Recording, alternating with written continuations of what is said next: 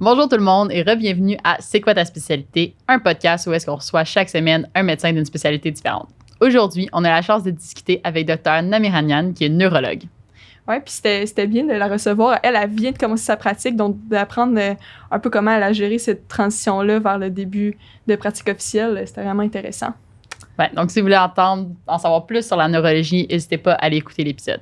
Ouais, juste avant, on va aller remercier notre commanditaire, puis n'oubliez pas d'aller prendre un peu l'air aujourd'hui. Donc, on aimerait ça remercier notre commanditaire officiel, Archer. Archer, c'est une compagnie de gestion financière qui est spécialisée en médecin depuis 1970. En fait, il permet à donner des services gratuits aux étudiants et aux résidents en médecine, autant en gestion de portefeuille, gestion de dette et gestion de prêts et bourses. C'est vraiment une équipe qui est facile d'approche. Comme vous pouvez booker un rendez-vous avec eux dès maintenant, puis ils prennent vraiment le temps de discuter avec vous de ce dont vous avez besoin financièrement, des meilleures stratégies pour optimiser vos finances. Puis, ouais, c'est vraiment agréable de discuter avec eux, même si c'est de la finance, c'est pas plate avec Archer. Ouais, donc si vous avez besoin de questions, conseils, n'hésitez pas à les contacter, ils sont là pour vous.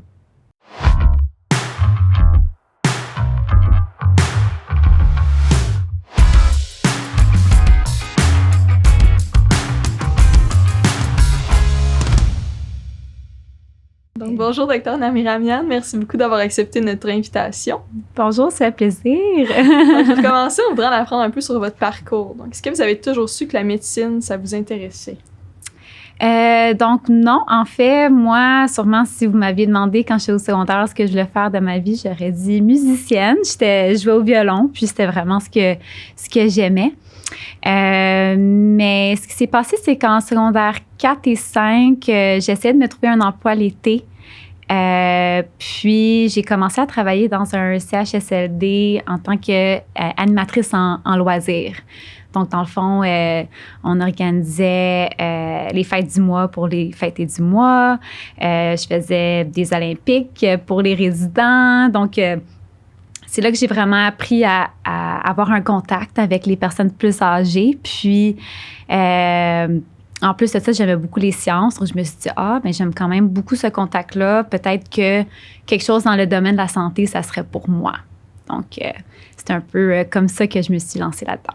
Puis là, vous avez commencé vos études à l'Université de Sherbrooke. Oui. C'est bien ça. Puis, rendu en médecine, est-ce que vous saviez dès le début, encore une fois, que c'était la neurologie ou c'est venu en cours de route? Donc, du tout. Moi, je suis rentrée en médecine en ayant vraiment aucune idée de ce que je voulais faire par la suite. Donc, à Sherbrooke, c'est vraiment une méthode APP. Donc, c'est apprentissage par problème. Les premiers mois, c'était de la biomédicale, donc un peu plus du fondamental. Puis la première phase plus médicus, c'était la phase de neurologie. Donc, j'avais vraiment adoré ça, mais je n'étais pas sûre si c'était juste à cause que c'était la première phase plus médicus que ça m'avait plus tapé à l'œil ou si c'était vraiment la matière en soi. Donc, au fil de l'année, je comparais un peu tous mes mois à mon premier mois de neurologie, puis je me rendais compte, non, j'aimais quand même mieux la neurologie. Donc, ce que j'ai fait, c'est que entre ma première année de médecine et ma deuxième année de médecine, l'été, j'ai fait un mois juste d'observation. J'ai observé une neurologue qui était sur la rive sud de Montréal. Je voulais juste voir si, cliniquement, c'était quelque chose qui m'intéressait, parce que je voyais que j'aimais beaucoup la théorie, mais on s'entend que c'est très différent une fois qu'on commence.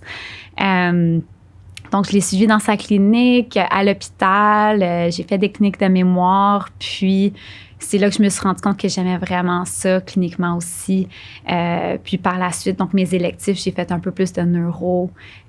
Puis, c'est comme ça que mon intérêt pour la neuro s'est un peu développé, là. Aviez-vous encore des petits doutes avec d'autres spécialités à ce moment-là ou c'était vraiment comme un coup de cœur décidé? C'était quand même un coup de cœur décidé. Je veux dire, j'avais aussi beaucoup aimé à l'externat ma phase de psychiatrie, là, donc mon mois de psychiatrie. Donc, j'ai eu un petit doute pendant que je faisais ce mois-là, mais sinon, c'était vraiment un coup de cœur là, décidé, puis c'était juste ça que je voulais faire. Oui. Est-ce que c'est quand même compétitif rentrer en résidence en neurologie? Donc, c'est quand même compétitif, je pense, dépendamment de où on veut faire la résidence. Dans mon temps, quand j'appliquais, il y avait le même nombre de postes de résidence au Canada comparé aux applicants. Donc, si la neurologie, c'était vraiment quelque chose qu'on voulait faire, on avait confiance qu'on allait rentrer dans un programme au Canada, mais ça devenait plus compétitif, je pense, dépendamment des programmes des villes en soi. Là. Les grandes villes-centres, souvent que c'est plus difficile. Oui, c'est ça, oui, exactement. Puis, initialement, vous appliquez en résidence directe en neurologie ou c'est en médecine interne? Oui, c'est ça. En fait, c'est une résidence directement en neurologie. Par la suite, on fait 1 an de médecine interne, puis il n'y a pas de deuxième CARMS, là. Après ça, c'est 4 ans en neurologie directement.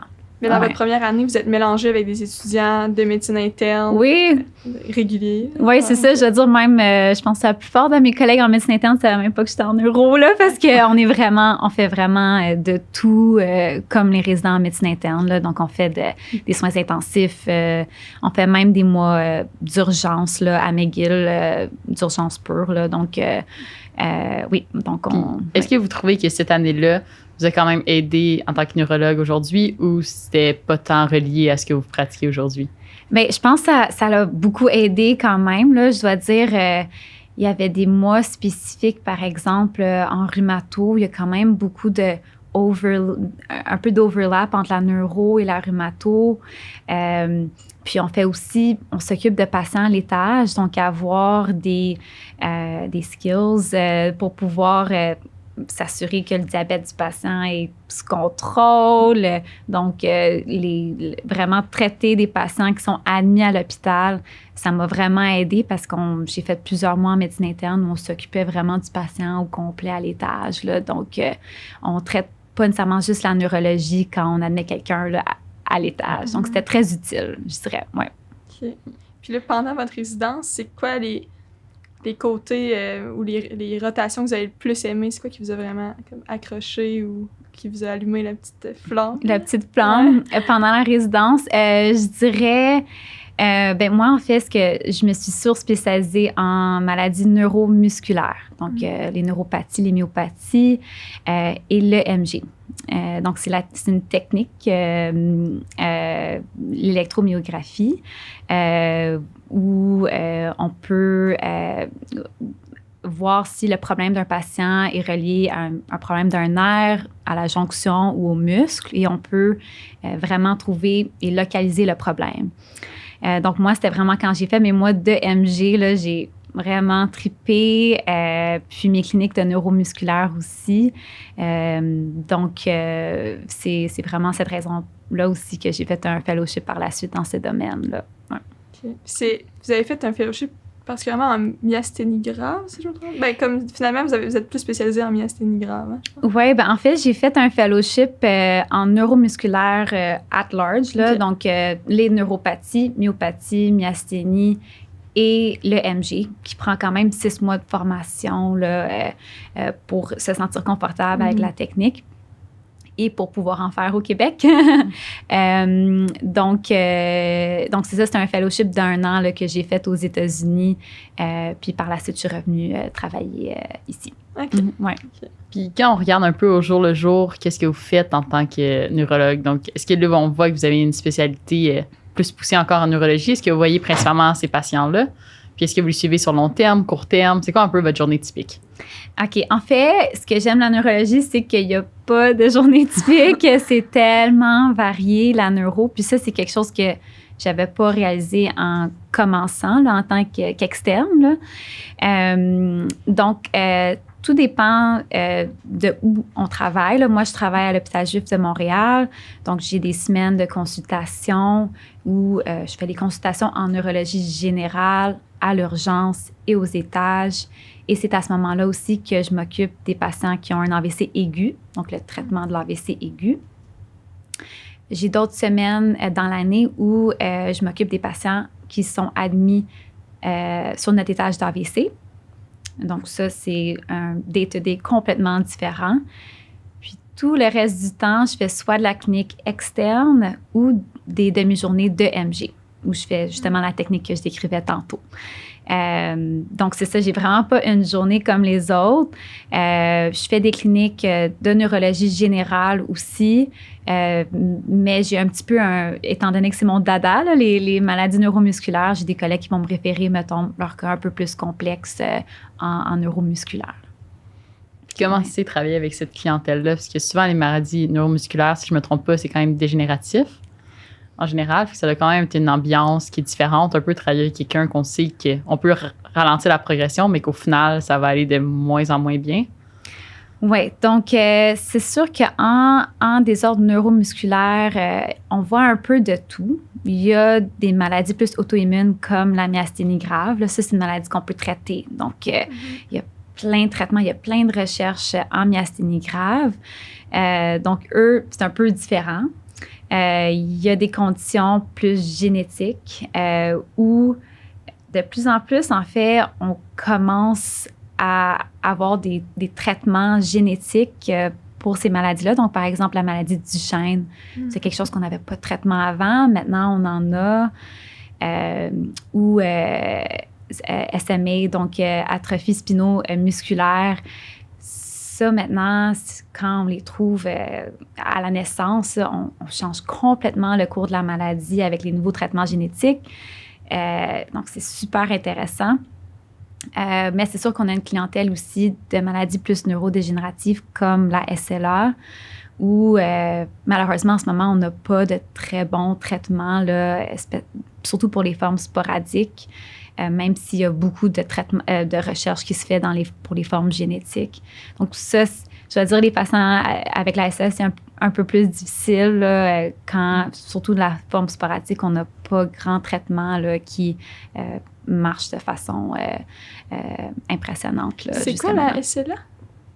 La sclérose latérale amyotrophique, ou Lou Gehrig's disease, okay. là, ouais, peut-être que, donc c'est une maladie du motoneurone, là, supérieur et inférieur, upper and lower. Donc c'est une condition là, dégénérative où progressivement la personne peut devenir, par exemple, de plus en plus faible, avoir de la misère à parler, à avaler, etc. OK. Puis avec ce genre de cas-là, c'est comment pour un médecin de devoir avoir ces discussions-là avec un patient? Oui, je dois dire que c'est vraiment la partie la plus difficile de mon emploi. Là. Je dirais c'est l'annonce de mauvaises nouvelles, surtout au début, quand on donne ce diagnostic-là. C'est pas facile du tout. Puis ça peut être même un peu difficile sur le moral. Mais moi, en fait, ces patients-là, le mieux pour eux, c'est d'être suivis dans une clinique multidisciplinaire. Et puis, cette clinique-là se trouve à l'Institut de neuro. Donc, la plupart du temps, si je vois ces patients-là à la clinique de MG ou dans ma clinique, par la suite, on les réfère à la clinique multidisciplinaire à l'Institut de neuro. Donc, c'est plus les neurologues là-bas qui les suivent au cours plus prolongé avec la physiothérapeute, l'ergothérapeute, l'orthophoniste, etc. Donc, ouais. Je veux dire. Puis aussi, vous travaillez avec des gens qui ont des AVC, c'est des accidents vasculaires cérébrales. Oui. Puis ça, c'est comment cette clientèle-là, c'est quand même très différent que tout ce qu'on vient de décrire. Oui, c'est ça. Donc ça, c'est complètement différent, surtout quand on les voit de façon aiguë. Là. Moi, c'est quelque chose que j'aime beaucoup en neuro. On a beaucoup de cas qu'on peut prendre notre temps en clinique externe, des cas compliqués qu'on peut investiguer et essayer de diagnostiquer. Mais on a aussi des cas plus aigus comme ça. L'AVC aigu, c'est une urgence médicale. On les voit très rapidement. Il faut qu'on fasse l'évaluation de façon précise mais rapide pour décider si on peut donner les deux traitements, là, soit la thrombolyse ou la thrombectomie, qui sont des traitements qu'on peut juste donner dans certains délais d'heures. Donc ça, c'est aussi un volet que j'aime beaucoup, puis je trouve assez valorisant là, évidemment, quand ça fonctionne. La première fois qu'on voit quelqu'un qui est vraiment faible ou plégique, puis par exemple, après la thrombectomie, commence à bouger son bras. Là, c'est quelque chose d'assez impressionnant. Là, quand j'étais externe, je me souviens de mon premier cas là, que j'avais vu. Donc ça, c'est un aspect que je trouve assez valorisant, là, le traitement de l'AVC aigu aussi. Fait que c'est bon, c'est un équilibre entre des cas aigus puis chroniques. Ça, on dirait que je pensais pas qu'il y avait ça aussi en neurologie. Oui, c'est ça. Aussi, même le traitement de status épilepticus, ça aussi, c'est quelque chose de plus aigu versus la plupart du reste qu'on fait qui est plus chronique. Là. Donc, c'est ça. Puis, y a-t-il beaucoup de patients que vous suivez pour vraiment une longue période de temps dans leur vie aussi, comme du côté plus chronique? Oui, c'est ça. Donc, moi, c'est sûr, je viens de commencer ma pratique. Mais oui, en fait, il y a beaucoup de patients qu'on suit puis qu'on suit tout au long de leur vie. Par exemple, des patients qui ont la sclérose en plaques. Ça, c'est des patients qu'on va habituellement diagnostiquer quand ils sont relativement jeunes. Puis là, on va les suivre là, pendant leur grossesse, par exemple, puis plus tard dans leur vie, donc à chaque étape de leur vie. Ou des patients qui ont de l'épilepsie aussi. D'habitude, c'est une condition qu'on peut voir chez les jeunes, donc on les suit de façon plus chronique. Mais on voit aussi des patients plus tard dans leur vie, donc par exemple, des patients qui ont la maladie de Parkinson ou des patients qui se font évaluer pour des démences. Bien ça, on les voit plus tard dans leur vie, puis habituellement, on les suit par la suite également. Donc, on a un peu toutes les tranches d'âge, là, si on veut, là, dans notre pratique aussi. Puis ça, c'était quelque chose que j'aimais aussi. Là. C'est très varié de ce côté-là aussi. Puis, est-ce qu'il y a beaucoup de liens avec d'autres spécialités? Comme là, vous venez de parler la démence aussi, Parkinson. Moi, ça me sonnait un peu plus genre les gériatres ou là, quand ils sont jeunes, les pédiatres. Fait qu'il doit y avoir beaucoup de communication en neurologie avec les autres départements? Oui, donc en fait, pour l'exemple, la démence, en fait, il y a beaucoup de spécialités qui peuvent s'occuper des patients qui ont une démence. Donc, il y a les gériatres, il y a aussi des gérontopsychiatres qui peuvent évaluer ces patients-là, puis les neurologues. Donc, c'est ça. Donc, c'est des patients qui peuvent se trouver dans une de ces 3 cliniques-là. Puis, des fois, s'il y a un cas plus complexe qui nécessite l'évaluation de quiconque, bien, on peut se référer entre spécialistes. Sinon, moi, plus dans mon domaine, dans des problèmes musculaires plus inflammatoires, on peut travailler avec nos collègues, les rhumatologues, par exemple, puis les pathologistes aussi, puisque des fois, on fait des biopsies du muscle, on peut les regarder sous le microscope et analyser les trouvailles. Donc, en fait, on a des réunions multidisciplinaires avec neuro, rhumato, patho, puis où on discute ces cas-là, puis on regarde les slides ensemble. Donc, c'est quand même oui. Puis aussi, comme corrigez-moi si je me trompe, mais j'ai l'impression qu'il y a beaucoup de conditions en neurologie que c'est dur de prévoir la progression de la personne. T'sais, autant AVC, comment la personne va récupérer, que les conditions chroniques. Est-ce que ça représente quand même un gros défi dans la neurologie? Donc, oui, c'est vrai qu'il y a beaucoup de conditions où on peut pas nécessairement dire exactement le pronostic précis. Mais c'est sûr que, par exemple, les patients avec un AVC, ben, le rôle qu'on a, c'est de trouver pourquoi ils ont eu leur AVC, d'essayer de s'assurer qu'ils sont sur les médicaments appropriés pour pas qu'il y en ait un autre. Mais effectivement, le patient qui a déjà eu un AVC, c'est très difficile de dire au tout début comment ils vont progresser, à quel point ils vont récupérer. Mais d'où l'importance de l'équipe multidisciplinaire, encore une fois, la physio, l'ergo, puis une fois qu'ils sortent de l'hôpital, aller en réhabilitation.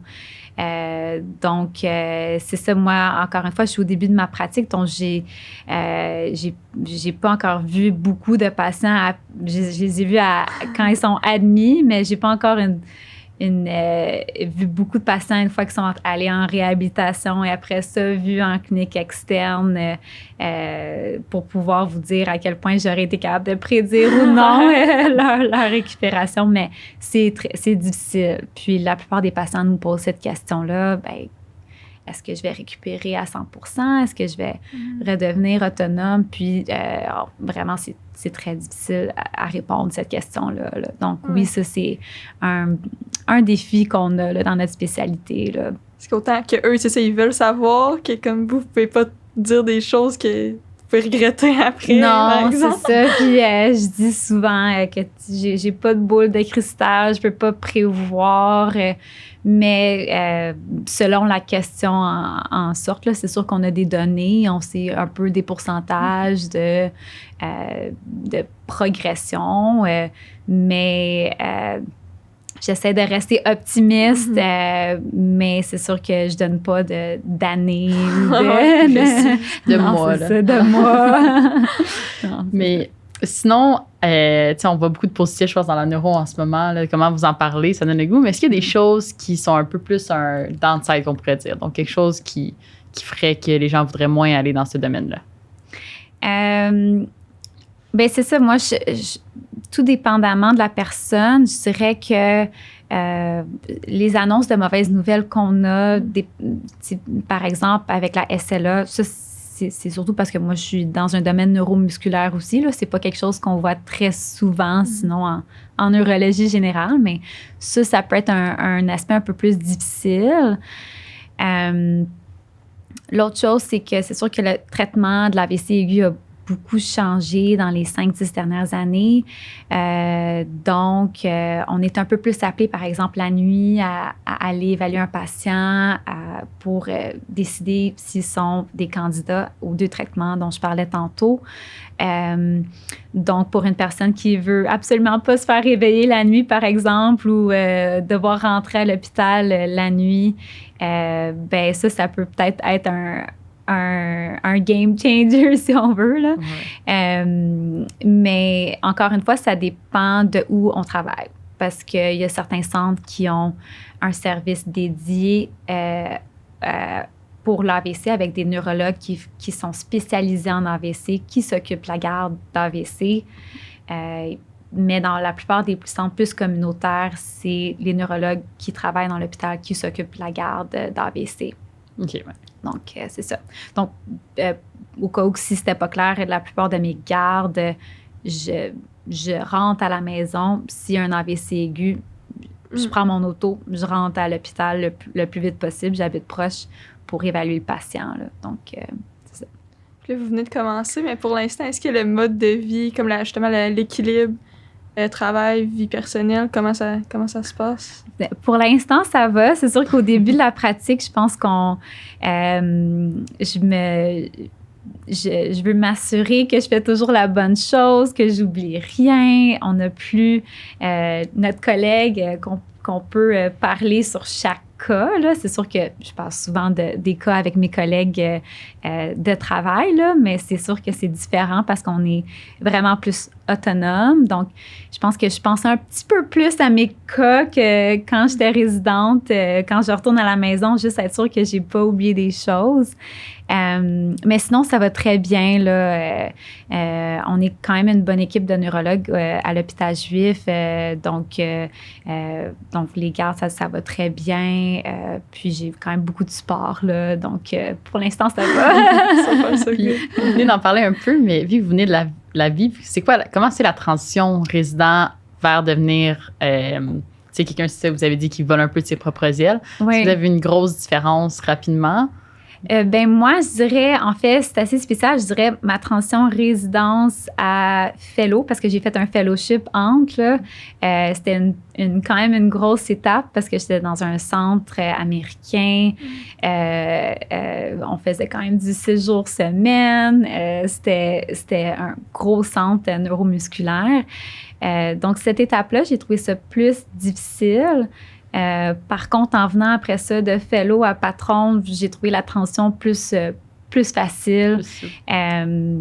Puis en tant que fellow également, j'ai beaucoup suivi les patients qui ont des questions en clinique externe. Donc ça, c'est une autre chose qu'on se rend peut-être pas compte, mais en neurologie, on fait beaucoup de cliniques externes. Quand on est à l'externat ou en résidence, on fait beaucoup des mois où on est à l'étage, où on est aux consultes. Mais il y a vraiment une grosse partie du travail du neurologue qui est en clinique externe.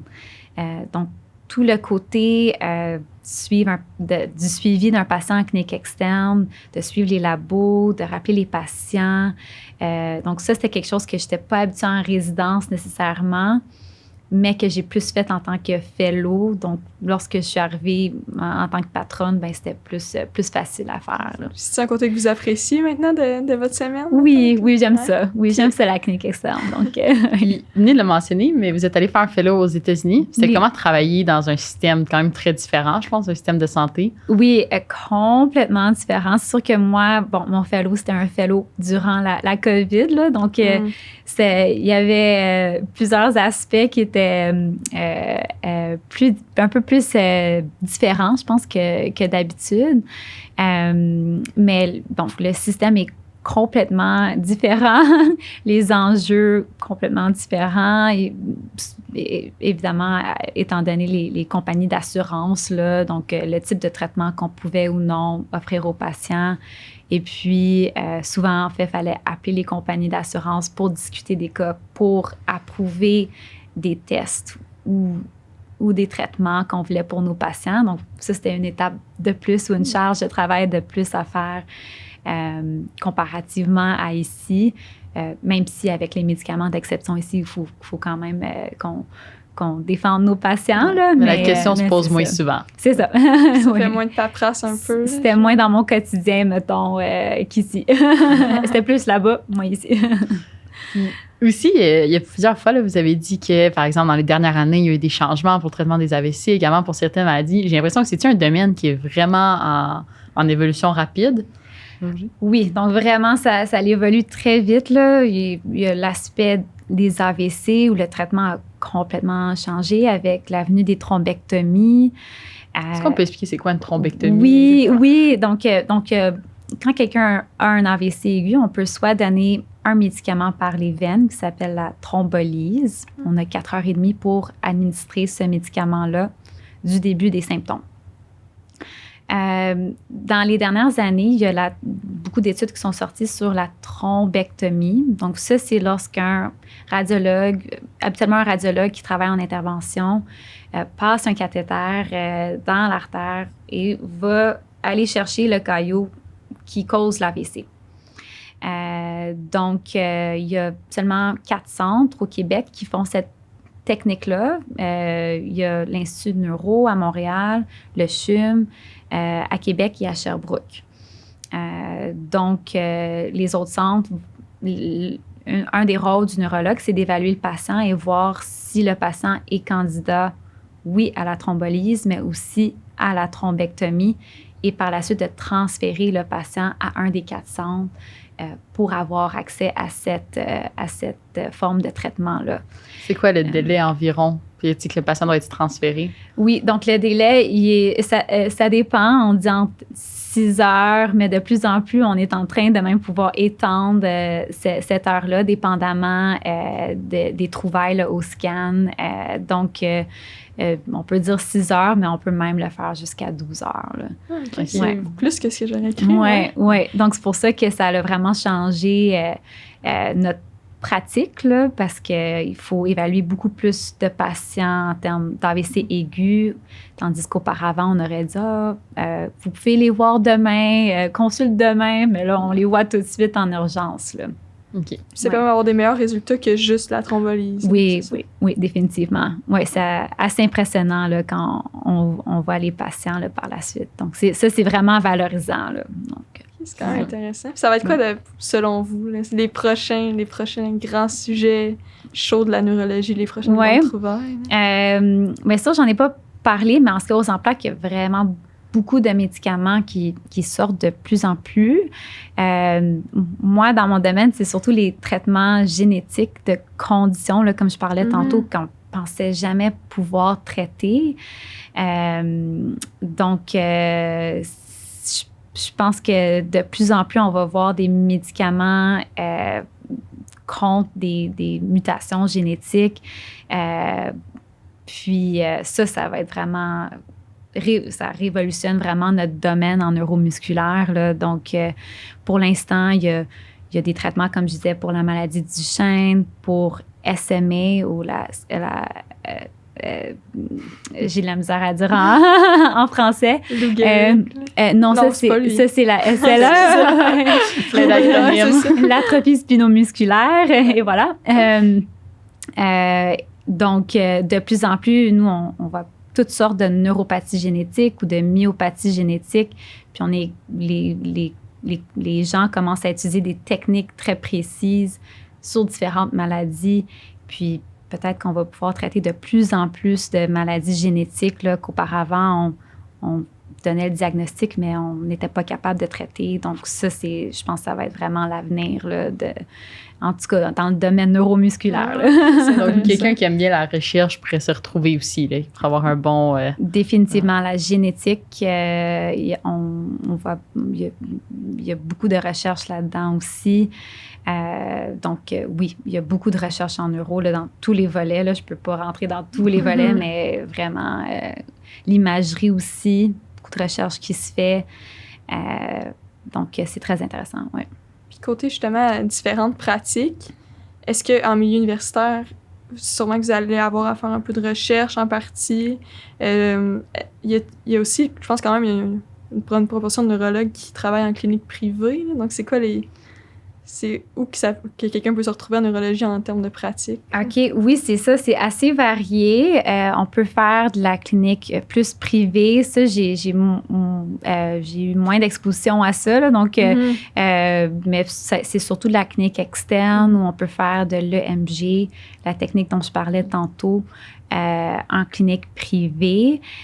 Sinon, on peut plus travailler dans un hôpital communautaire, donc faire vraiment de la neurologie générale et des consultations à l'urgence sur les étages, avoir un étage de neurologie générale et d'AVC. Puis par la suite, il y a des postes plus en milieu universitaire où on a vraiment une surspécialité, dépendamment de si on a un profil plus de recherche. Il y a des neurologues qui font beaucoup de recherche, comme 80% de leur temps, c'est de la recherche et 20% du temps, c'est de la clinique à faire des consultes ou de la clinique externe. Ou vice-versa, on peut faire 80% clinique, 20% recherche, éducation, etc. Donc, on peut vraiment faire de tout là, et décider ce qu'on aime, ce qu'on veut faire. Donc, puis c'est ça, ce que j'aime aussi de la neurologie, c'est qu'il y a aussi les techniques comme l'EMG et l'EEG, l'électroencéphalogramme. Donc, c'est plus l'électrophysiologie. Donc, ça, c'est un volet quand même séparé, là, qu'on peut se spécialiser là-dedans et se former là-dedans si on veut. Puis travailler un peu avec nos mains. Les mains en EMG, oui. Ça, j'aime ça aussi. Ouais. Je me demandais aussi, est-ce qu'il y a un peu une personnalité type que vous retrouvez souvent en neuro? Je ne sais pas si c'est juste par addon, mais moi, il y a beaucoup de gens que j'ai entendu qui étaient en neuro qui étaient musiciens aussi. Puis on en avait parlé au début. Je me demande si c'est quelque chose que vous avez remarqué aussi ou c'est juste moi complètement un addon des gens que... Il y en a une couple que je connais qui sont musiciens. Je ne sais pas si c'est plus par rapport à d'autres spécialités, mais typiquement, je dirais... que c'est des gens peut-être minutieux qui aiment l'attention aux détails. Souvent, notre examen physique, c'est quand même quelque chose de minutieux. Des fois, les signes sont assez subtils, donc il faut aimer ça, à porter attention aux détails. Même quand on prend l'histoire là, en voyant des patients, des fois, le plus qu'on pousse, le plus que c'est là qu'on comprend ce qui se passe et qu'on est capable de porter un diagnostic. Donc, je dirais que oui, avoir l'attention aux détails, en tout cas, ça, c'est peut-être plus une personnalité typique là, en neuro. Là, donc, ouais. En général. Intéressant ça. Sinon, un conseil pour des étudiants comme nous qui sont un peu à la recherche de leur carrière? Oui. Je dirais, en fait, moi, un des conseils que j'ai eu d'un patron, c'est qui m'avait dit, regarde un peu le bread and butter, donc ce qu'on voit le plus souvent dans la spécialité, et puis assure-toi que t'aimes quand même ça ou que c'est pas quelque chose que tu détestes. Là. Donc, dans un sens, ce qu'il voulait dire, c'est que des fois, on a vraiment un coup de cœur dans une spécialité, mais il faut quand même réaliser que le bread and butter, c'est ce qu'on va voir le plus souvent. Donc, il faut s'assurer que c'est quelque chose qu'on se voit faire et traiter ces conditions-là aussi. Donc, peut-être penser à ça dans chaque spécialité. Qu'est-ce qu'on voit le plus fréquemment? Est-ce que c'est quelque chose que je tolère ou que j'aime quand même si on a un autre coup de cœur dans cette spécialité-là, c'est quand même important. Là. C'est quoi le bread and butter en neurologie? En neurologie, je dirais les AVC, l'épilepsie et les céphalées aussi, les migraines. C'est quand même quelque chose qu'on voit assez souvent. Là. Okay. Ouais. C'est bon à savoir. Ouais. Ben, merci beaucoup d'avoir été avec nous. C'est un plaisir. Sinon, avez-vous un organisme, quelque chose que vous aimeriez glisser à nos Glisser, oui. Ben, je voulais juste partager que, ben c'est ça, moi, j'ai quand même un intérêt en myasthénie grave. Donc, si jamais il y a des étudiants qui sont intéressés là-dedans, il y a la Fondation de la myasthénie grave aussi. Donc, juste m'en faire part. Puis ça me ferait plaisir de travailler avec des gens qui sont intéressés avec cette maladie-là. Excellent. Merci. On a quelques cadeaux pour vous. Donc, je veux juste remercier les entreprises qui ont rendu ça possible. Donc, merci à François Lambert et la boîte à vin. Oui. Puis sinon, pour les auditeurs qui nous écoutent, merci beaucoup d'avoir écouté un autre épisode. On espère que vous avez bien apprécié. On like, on partage, on follow. Puis ça, on vous dit à la prochaine. Merci.